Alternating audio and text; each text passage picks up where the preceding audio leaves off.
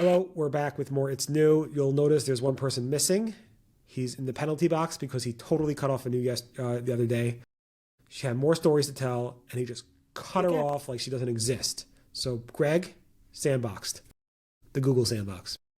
And if that happens again, did you bring potato chips to protest? I don't have potato chips this time. I apologize. Oh, actually, why the heck am I apologizing? I don't have potato chips, but behave yourself, all of you.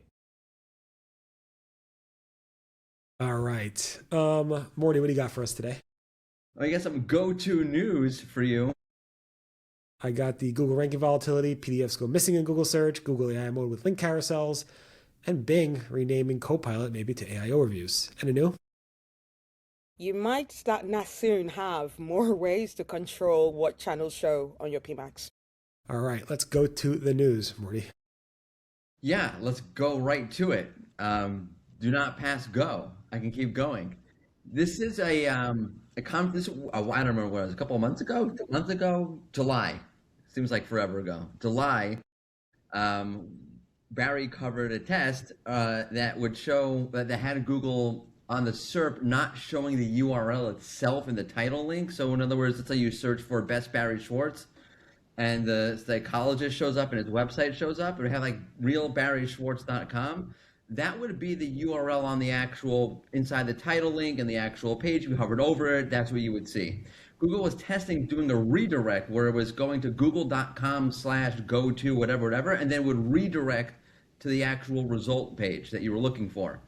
Now we're seeing that again, and Google confirmed this is happening. This is happening. Everyone's, oh no, what does this mean for tools? Probably not much. Because it's Probably still not much. Yeah. Everybody's freaking out. This seems pretty minor for the tools. There are other changes that Google made in the past that were much more significant that tools got around. This one seems pretty minor. Yeah, someone asked me about this, and I said, like, Google has been doing these things forever that no one just knows about, and this is a much more relatively minor thing than things you don't know about that have happened over the last 10 years. So Google's statement is we have a long history of deploying technical measures against evolving forms of abuse, and we regularly take steps to protect our services and users. Yes. I think this is less about the tools themselves and more about SERP API and maybe AI search engines, like scraping their search results so they can maybe pick up to see if they are... The go-to URL may give them something, I think, like a little bit more tracking. There must be something there for that I don't understand. That I agree with you. That has to be it, otherwise I don't get it. Also, can I ask you a question? I was asking Anu. No, I'm asking Barry. I don't think Anu would know the answer to this. No offense to Anu. But Search Console itself, is it relying on the URL inside of the HTML or it's just completely backend? I'm sure it's completely backend. I can't imagine. But I'm not saying there's scraping, but it has to come because you have to scroll into view. The URL has to show up. It's got to hit. No, I think it does hit if there's a way to like view the actual source of the link in the HTML. It's a really minor change. Like if you actually view, there's ways around it. There's no doubt. Google's been testing this for like almost 2 months now, and I assume Search Console is able to handle that based on those tests. Yeah, well, that's what I'm saying. I think the HTML has to be somewhere in the actual code because otherwise, I speculate that Search Console itself would have to reconfigure it a little bit. Yeah, if you turn on like translation mode, Nazir noticed that it does stuff like that. And then I think Glenn Gabe like dug into the actual URL itself, and he showed in the inspect URL that there's a class that actually has the URL in the class under the GoTo, which I'll embed in this blog post so people can understand what I'm talking about so you can see it. It definitely is in HTML. Again, it seems minor, but it's making a big splash, and I really do think it's SERP API related to bring into the lawsuit so they can actually say, hey, this is evidence of SERP API doing this, but maybe I'm wrong. All right, talking about being wrong, Google search ranking volatility continues. Google never confirms these, but yesterday I posted about ranking volatility. Even seems more today based on that. But again, we can't trust the tools because Google's constantly messing with the tools. So who knows what's going on? No offense to SE Ranking because SE Ranking does everything right. But there are tools. Actually, SE Ranking doesn't have like an aggregate like tool that shows ranking volatility. So maybe they could get to that. I think Mordy is frozen. I'm almost frozen. No, he's not frozen. Is he just frozen? I don't think he's frozen. He's just sitting very still.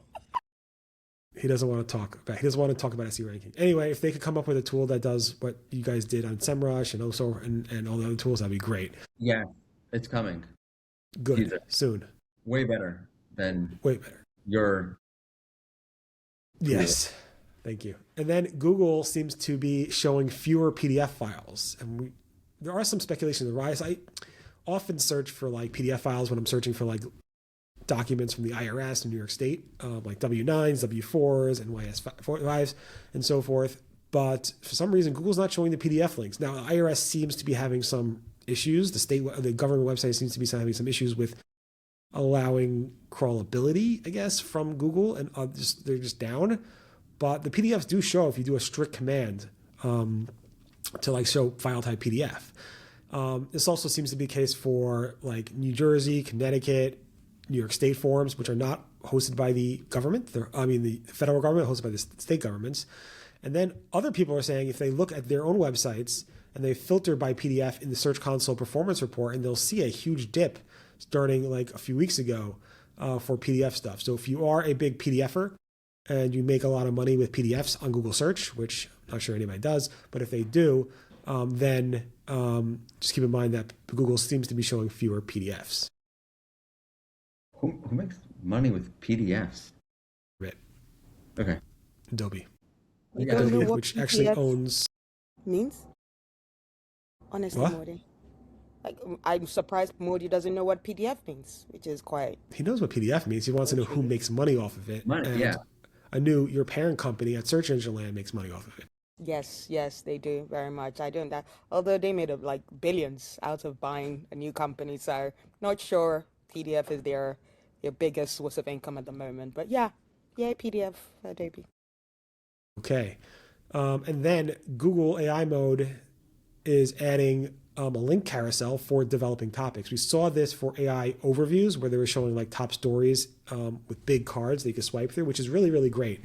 But now they're actually rolling this out for AI Mode according to Robbie Stein, which is wonderful. Also, if you want to note, Robbie Stein also said, what do you want from AI Mode? What's the next feature you want?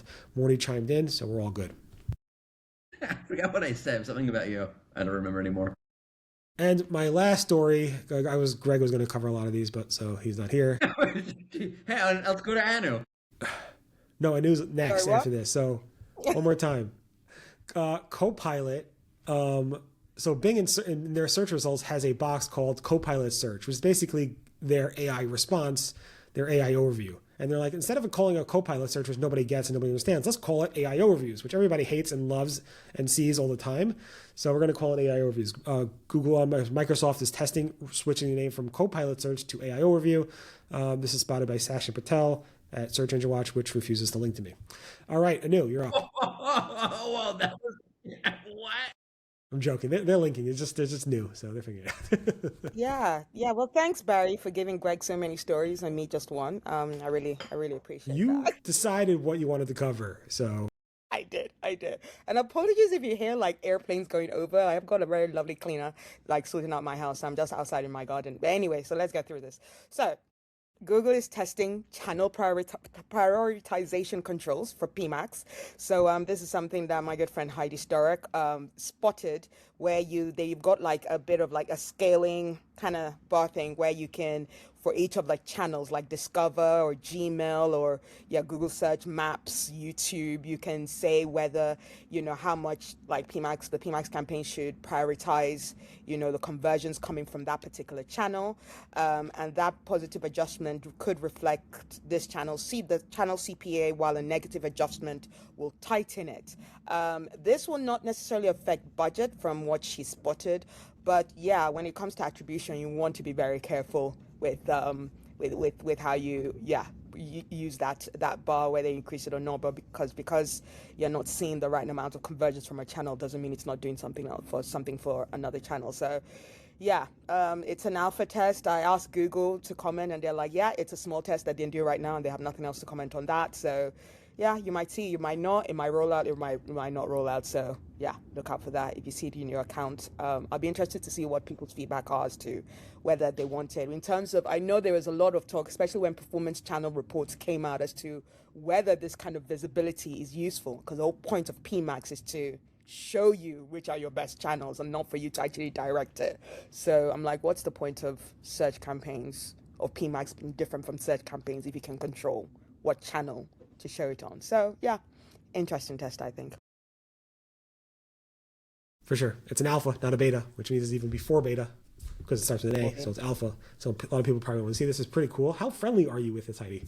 You said you're super close, like close? Oh yeah. Well, we connected last year. She's been on the PPC Live podcast. I put her name forward to speak at SMX Advance in June. We hung out for lunch because she's based in Boston. Love Heidi. She writes for PPC Live. She's amazing and very. So on a knowledgeable. scale of Mordy friendship, like so Mordy's like over here, Mordy's not on she the would be scale. like up here. You think? Mordy's not on the scale. Oh, okay, got it. Perfect. Off the charts. How about Anna? Do you want to ask what Greg thinks? Yeah, Greg. What do you Where think? is Greg? Let us know in the comments. Well, if I was Greg, I would Mordy, say I don't care what you think I about like it. sliders. Sliders are fun. Yeah. So it's all good. Whee! Anyway, thanks for being with us. Make sure to check out the respective channels. Of course, anew at PPC Live. Really great videos, interviewing really great people. Hopefully not Mordy on that. You don't have Mordy on that channel. Hopefully not. She never has even No, thought to I don't invite have me. anything to ask. Good, smart. Yeah. Because I'm talking about mistakes. And, obviously, Mordy has never made a mistake in his life. That's So, what Greg thinks. And then Morty's channel, SE Ranking, which you guys don't. You put out some videos, so that's good. Yeah, And yeah, what's that video you do? Is that an SE Ranking? The one that you had like that 5 minute? Yeah, there's a playlist there. Okay, so check out the. I'm in the corner. It's in the corner somewhere. Chunk it. Yep. And of course, Marketing O'Clock if Greg was here. Everyone have a great weekend. Speak to you later. Bye-bye. Bye.